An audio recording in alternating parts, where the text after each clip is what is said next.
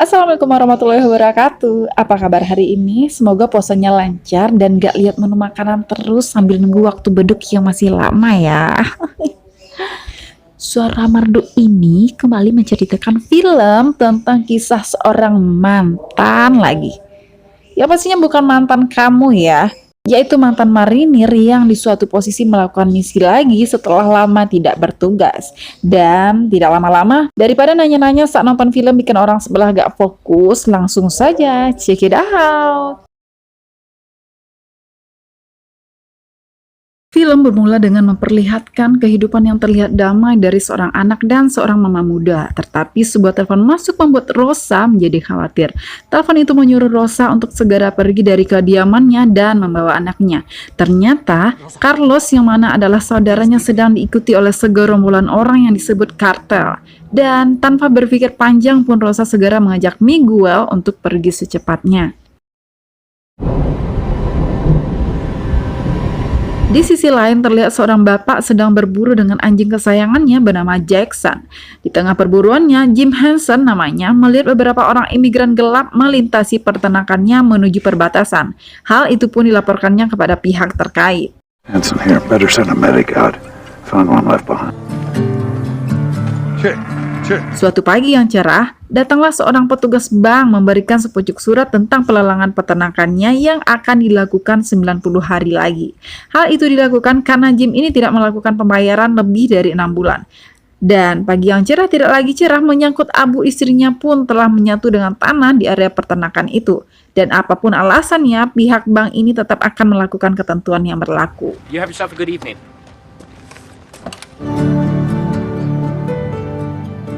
Kejaran pihak bank pun membuat Jim mencari pekerjaan di pertukangan kepada temannya bernama Randall. Ternyata Jim Henson ini telah bangkrut karena membayar tagihan rumah sakit istrinya. Tetapi Randall pun hanya bisa menawarkan untuk proyek berikutnya. Listen, I got a new project starting next month. Come see me. Akhirnya Jim pun memutuskan untuk menjual hewan-hewan ternaknya. Dan ternyata ternaknya tersebut hanya dihargai lebih murah dari perkiraannya. Dikarenakan hewan ternak yang ia miliki kurus-kurus dari yang seharusnya. Dan Jim pun meragukan untuk menjual ternaknya tersebut. Di sebuah kafe, Jim pun menenangkan diri dari apa yang ia hadapi. Dan datanglah seorang wanita bernama Sarah yang adalah anak tirinya mendengar keluh kesahnya dan membawa sang ayah kembali pulang. What's going on? What are you doing back here? It would be fine if the government would get its shit together. Let's get you back. Setelah tidak lagi bekerja dan kepergian sang istri membuat hidup Jim terpuruk. Leave it, Sarah. I miss her too.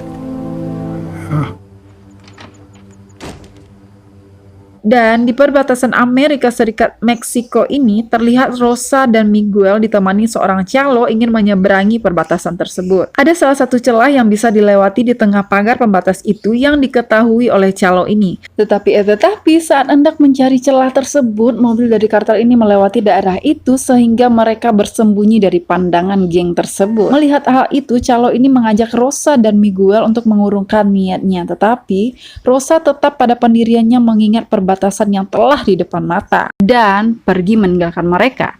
Akhirnya mereka pun melanjutkan untuk mencari celah pagar tersebut. Tetapi saat bersamaan, Miguel pun melihat mobil dari kartel ini kembali berbalik arah. Di titik kritis pun Miguel menemukan celah tersebut. Dan ketika melewati celah itu, kaki Rosa pun terluka karena pagar tersebut. Tidak sampai di situ, ketika keluar dari perbatasan itu, Miguel dikejutkan oleh kedatangan Jim yang hampir menabraknya. Melihat Rosa yang terluka, Jim pun mengatakan jalan utama masih jauh dan ingin menginformasikan kepada unit patrol ke perbatasan agar mendapat perawatan. Tetapi Rosa pun memohon untuk tidak melakukannya. Sir, please. Dan ketika itu geng kartel pun datang meminta dua orang imigran itu. Sontak saja Jim pun menolak hal itu dan kartel menanyakan kewenangannya. Kartel ini adalah orang yang mengendalikan wilayah tersebut, menyelundupkan orang, barang terlarang dan juga senjata. Jim pun menjawab dia seorang marinir. Nggak mau kalah dengan geng kartel ini menjawab bahwa dia seorang tentara yang diperintahkan untuk membawa dua imigran itu kembali. Dan Jim pun tetap mempertahankan dua imigran ilegal itu sehingga membuat kemarahan bagi pihak kartel. Adu tembakan pun pecah sehingga Jim pun membawa 2 orang imigran ini bersamanya juga dikejar oleh salah satu geng kartel ini karena menolak duit masuknya hilang. Tetapi ternyata Rosa mendapat tembakan di perutnya dan Jim pun dengan sekuat tenaganya melarikan 2 imigran ini dengan menghempaskan geng kartel tersebut. Di tengah perjalanan, Rosa meminta Jim untuk menjaga anaknya dan memberikan sebuah alamat sepupunya di Chicago. Memohon untuk membawa anaknya ke alamat tersebut, dan akhirnya Rosa pun tidak terselamatkan.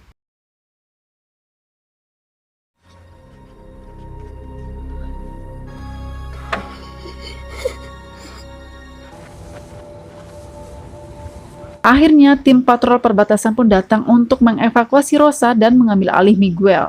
Miguel pun akan dikirim ke penampungan anak di bawah umur tanpa wali di Donggala. Jim menanyakan pada salah satu petugas tentang anak tersebut. Tanpa dikira, anak tersebut menyalahkan Jim karena menghentikan mereka yang membuat ibunya tiada. Keesokan harinya, Jim yang semalaman tertidur di depan pos perbatasan Arizona melihat sebuah tas yang ternyata berisi tumpukan uang kepunyaan Rosa. Tanpa pikir panjang, Jim pun pergi dari tempat tersebut dan di pertengahan jalan pun ia teringat permohonan terakhir dari Rosa untuk anaknya. Alhasil Jim pun langsung berbalik arah. Saat petugas pos pembatasan ini ditanyai tentang Miguel, ternyata Miguel akan dideportasi kembali ke Meksiko karena ada kerabat yang menunggunya. Jim yang mengetahui hal itu tidaklah mungkin, terlebih lagi sebelumnya dia melihat geng kartel ini berada di area tersebut, akhirnya membawa Miguel kabur. Los demás que vamos a cruzar. Dan geng kartel ini melihat apa yang dilakukan Jim dan mengajak anggota lainnya untuk mengikuti mereka. Ternyata di perbatasan dengan paspor palsu pun mereka bisa lewat karena tato yang mereka miliki. Wah, bahaya kekuasaan euy.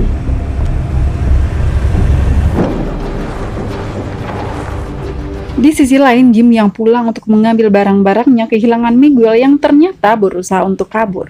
Jim pun meyakinkan Miguel untuk tetap bersamanya karena geng kartel tersebut mengincarnya. What the hell you doing? Déjame. Listen to me. Di perjalanan, Jim juga mengatakan bahwa ia akan membawa Miguel sesuai permohonan Rosa, yaitu mengantarkannya ke Chicago. Geng kartel yang menemukan rumah Jim dalam keadaan kosong ini mengambil beberapa barang untuk informasi yang dianggap penting dan langsung membakarnya habis. Dalam perjalanan, Jim mengajak Miguel makan dan mengisi minyak dengan membayar menggunakan kartunya. Hal itu terlacak oleh geng kartel ini yang memang tengah mencari mereka. Tarjetas son una gasolinera en Nuevo México. Jim juga membeli sebuah peta untuk petunjuk arahnya menuju alamat yang diberikan oleh Rosa. Akhirnya Jim menghubungi anaknya Sarah untuk menginfokan tentang keberadaan Miguel. Hal itu membuat Sarah marah, ditambah lagi dengan rumah ayahnya yang dibakar habis oleh geng kartel tersebut, dan meminta Jim untuk mengembalikan anak tersebut. Lagi-lagi Jim pun menolak karena kesepakatan dengan Rosa. I can't do that. Why not? Ternyata geng kartel ini menggali informasi dari seorang gadis penjaga toko tempat terakhir Jim dan Miguel berhenti. Dengan paksaan pun akhirnya geng kartel ini berhasil melihat rekaman CCTV arah perjalanan Jim berikutnya. Dalam perjalanan, Jim akhirnya meminta maaf kepada Miguel atas apa yang terjadi pada ibunya. Tetapi kondisi mobil pun berulah yang akhirnya Jim kembali berhenti untuk memperbaiki mobil tersebut. Tetapi mobil tersebut bisa diperbaiki keesokan harinya mengingat bengkel tersebut akan tutup. I'll do the shopping from here on. Akhirnya mereka beristirahat di tempat terdekat, dan lagi-lagi ketika membayar tagihan bengkelnya, Jim kembali memakai kartunya sehingga terlacak lagi oleh geng kartel ini. Mereka pun segera mengikutinya. Dan di tengah perjalanan, Jim dihentikan oleh petugas kepolisian setempat tanpa adanya pelanggaran. Pistolnya pun diambil oleh petugas polisi tersebut. Dan di sini Jim melihat adanya kejanggalan. Melihat polisi ini sama sekali tidak berbicara dengan Miguel sesuai dengan permintaannya, malah berbicara melewati ponselnya. Akhirnya Jim melawan polisi tersebut melihat adanya mobil yang mulai mendekat ke arahnya.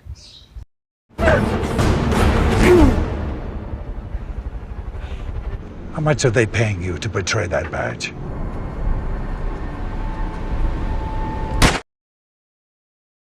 Jim pun kembali membeli sebuah pistol dan menelpon Sarah. Dan ternyata paman dari Miguel ini telah mencuri uang dari kartel, ditambah lagi Jim telah menembak saudara dari bos kartel itu yang bernama Mauricio.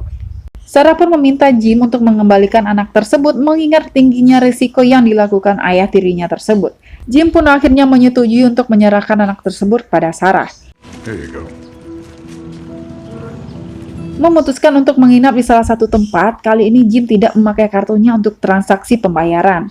Tetapi ketika tengah beristirahat, Jim melihat ada segerombolan orang yang ternyata geng kartel ini telah mencari keberadaannya di kantor penginapan tersebut. Akhirnya Jim melaporkan kejadian itu dan kabur dari penglihatan geng tersebut.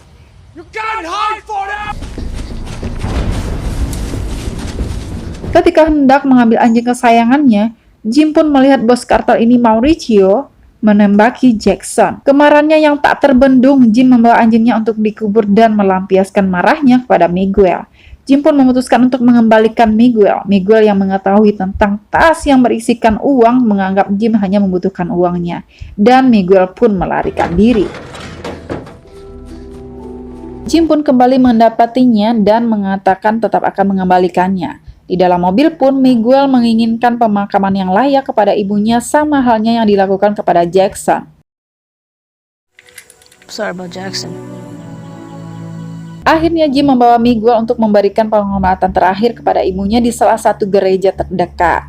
Melihat penghormatan tersebut dilakukan oleh satu anak kecil saja, petugas gereja itu menanyakan hubungan Jim dengan Miguel. Pernyataan petugas gereja tentang kepercayaan sang ibu menitipkan seorang anak membuat Jim kembali mengurungkan niatnya untuk mengembalikan Miguel. That's no small request. Jim pun memberitahu Sarah tentang hal tersebut dan melaporkan di mana keberadaannya. Mengingat kejadian yang terjadi kepada ibunya, Jim tetap pada pendiriannya bahwa akan melakukan sesuai permintaan ibunya untuk mengantarkan Miguel kepada keluarganya. Sarah pun hanya bisa terdiam. Apply for asylum here. With what happened to his mother, he'd have a strong case. This on himself. He just needs someone to give him a chance. Di sisi lain, salah satu anggota geng kartel ini melihat peta kepunyaan Jim yang terjatuh di area sebelumnya, dan di sana pun ia melihat lingkaran merah yang menjadi lokasi tujuan mereka. Melihat hal itu pun bos Mauricio ini menyuruh anggota lainnya untuk mencari mereka di perbatasan masuk. Hubungan antara Jim dan Miguel pun semakin dekat. Jim pun mengajarkan cara menembak kepada Miguel. Mantan marinir ini juga memberikan nasihat-nasihat kepada Miguel untuk menjadi yang lebih baik dengan kesempatan hidup yang ia miliki. Akhirnya Jim memberikan kembali uang milik ibunya dan Miguel pun menolak karena bukan kepunyaannya, melainkan milik kartel. Dan mengejutkan, Jim pun memutuskan untuk membakar uang tersebut yang menjadi kesenangan mereka berdua. Seperti membakar kesedihan ya.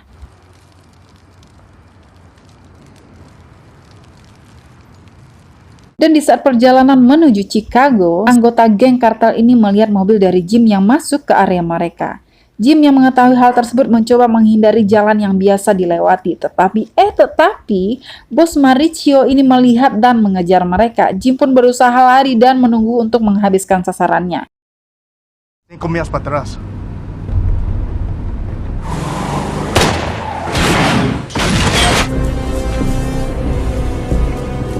Dengan menembak anggota geng kartel satu persatu, Jim pun mampu menaklukkan mereka.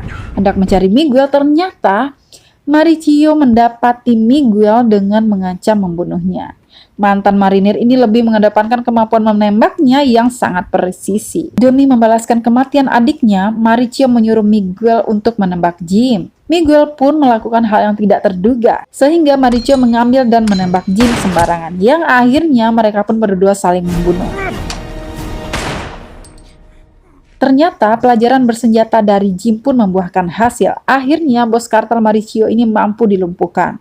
Dia pun memberikan kembali bintang penghargaan kepunyaan marinir itu. Memperlihatkan sisi lain dari bos kartel ini yang dimana memang sedari kecil hidup di bawah tekanan dan dilatih membunuh tanpa adanya pilihan. Akhirnya Jim pun memberikan pilihan tanpa harus membunuhnya. It was just like human day.